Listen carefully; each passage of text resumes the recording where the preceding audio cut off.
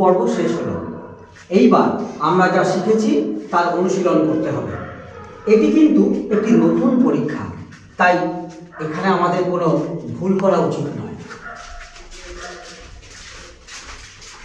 প্রণাম মুনিবর। সর্বদা দয়ালু হও। বলো, তোমাদের আগমনের উদ্দেশ্য কি? আপনি নাট্যশাস্ত্র রচনা করার পর থেকেই আমাদের মনে কয়েকটি প্রশ্নের উদয় হয়েছে। সেই সব প্রশ্নের উত্তরগুলি জানতেই আমরা আজ আপনার কাছে এসেছি। বলো, বিনা দ্বিধায় তোমাদের মনে উদয় হওয়া প্রশ্নগুলি এখানে উত্থাপন করো। গুরুদেব, কিভাবে নাট্যশাস্ত্রের উদয় হলো? এই নাট্যশাস্ত্রের উদ্দেশ্যই বা কি? বাহ, তুমি খুব ভালো প্রশ্ন করেছো। এই প্রশ্নটি কেবল নাটকের জন্যই নয়, এ আমাদের জীবনের সঙ্গেও যুক্ত। ত্রেতা যুগের পর থেকেই মানুষের মধ্যে লোভ বড় প্রকট হয়ে ওঠে। পাপ আর সংঘাতের দিকে মানুষের এগিয়ে যাবার প্রবণতা দেখা যায়। তখন ইন্দ্র ব্রহ্মার কাছে প্রার্থনা করলেন এমন একটি মাধ্যম তৈরি করতে যা দৃশ্যমানতা এবং শ্রবণ শক্তিকে সঙ্গে নিয়ে মানব জাতিকে ধর্ম, অর্থ, কাম এবং মোক্ষের পথে নিয়ে যেতে পারে। ইন্দ্রের অনুরোধে ব্রহ্মা তৈরি করলেন নাট্যবেদ, যার প্রায়োগিক দিক হলো এই নাট্যশাস্ত্র। সাধু সাধু। মুনিবর, আমরা জানি বেদ হলো সকল জ্ঞানের ভাণ্ডার।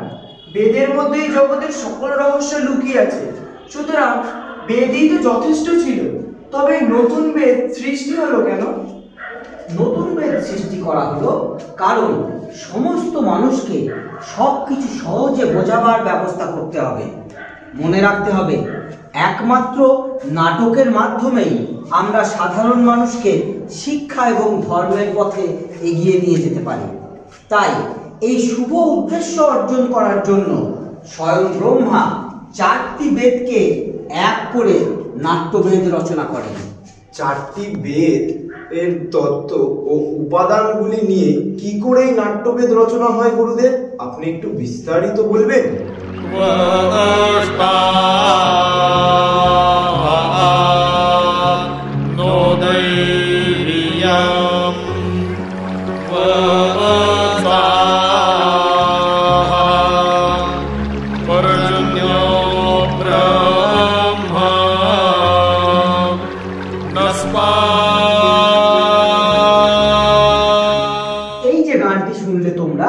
এটি সামবেদের গান। নাটকে গান এলো সামবেদ থেকে, আর যজুর্বেদ থেকে এলো অভিনয়, আর অথর্ববেদ থেকে এলো রস। এইভাবে 4টি বেদ থেকেই নাট্যশাস্ত্র তৈরি হয়েছে।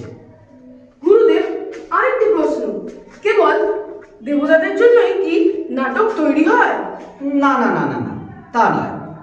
রাক্ষসরাও ব্রহ্মার প্রতি এই সন্দেহই প্রকাশ করেছিল। দেবতা, দানব, মানুষ, রাক্ষস সকলের জন্যই নাটক করতে পারে। নাটকের মধ্যে সমস্ত আচার দেখানো হয়েছে। এই গ্রন্থটি 3টি পৃথিবীর বর্ণনা দেয়।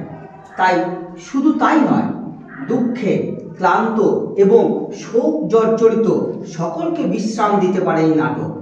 নাটকের মধ্যেই রয়েছে সমস্ত রস, সমস্ত অনুভূতি, সমস্ত শাস্ত্র এবং সমস্ত শিল্পকর্ম। এমন কোনো জ্ঞান নেই, এমন কোনো ক্রিয়া নেই যা নাটকে দেখা যায় না। আশ্চর্য!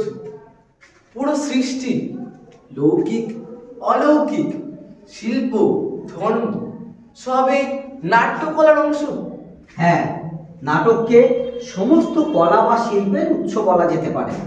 নাটক সমস্ত কলার সঙ্গম। নাটক একটি অদ্ভুত শিল্প।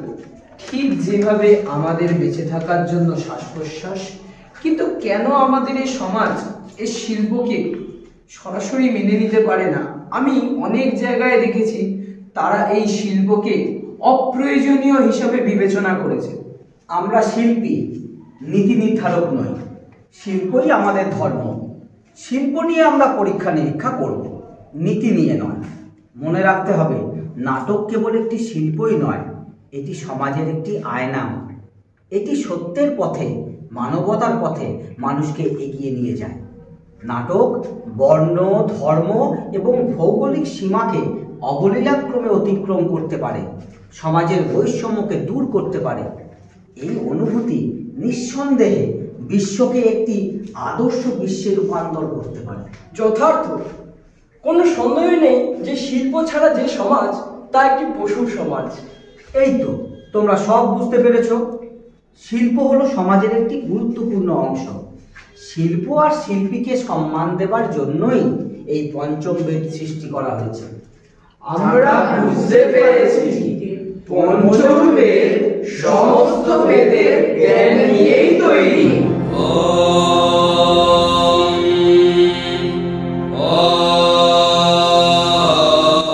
তাপস বৃন্দ, আমার নাট্যশিল্পীরা তোমাদের